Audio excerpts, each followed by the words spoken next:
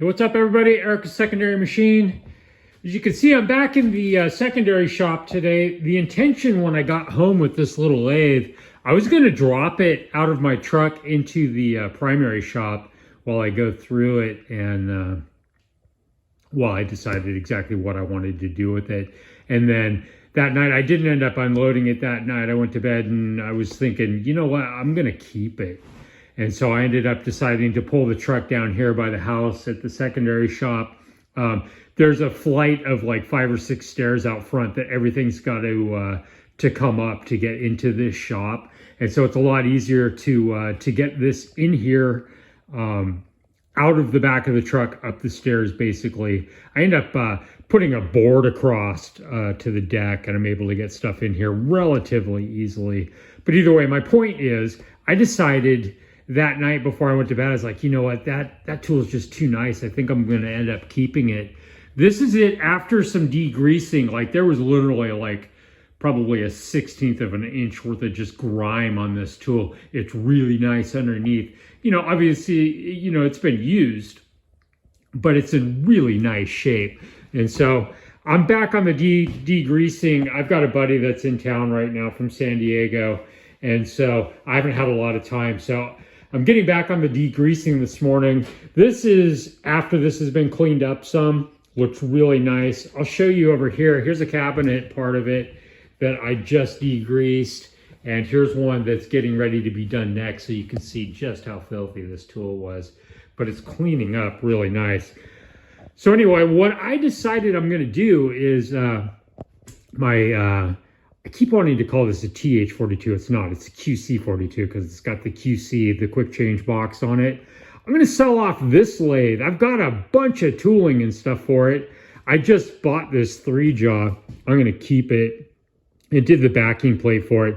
Nailed my numbers on that. It's really, there's like virtually no run out with this. But this is a really nice little lathe.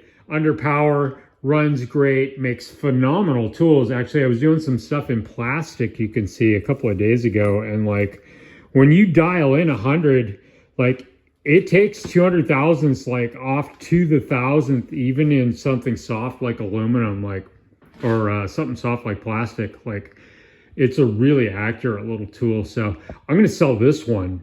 Probably going to let the, even though I've got a bunch of other cabinets that match this, they all came from the same place. I'll probably sell this on the cabinet with a whole bunch of tooling for like just a reasonable price. So get it out of here and let it be replaced with, I like the commercial for a couple of reasons. It's got a lot bigger dials. These are a lot easier to read. What else do I like about this?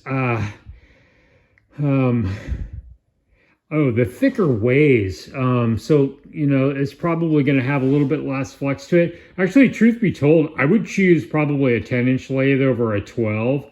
And that's because the further you get up off of the ways, just the easier it is to induce some flex into things. These aren't the, this isn't nearly as stout as my other big lathe out in the other shop. So I just feel like the further you get from the ways, the easier it is to probably introduce some flex into things.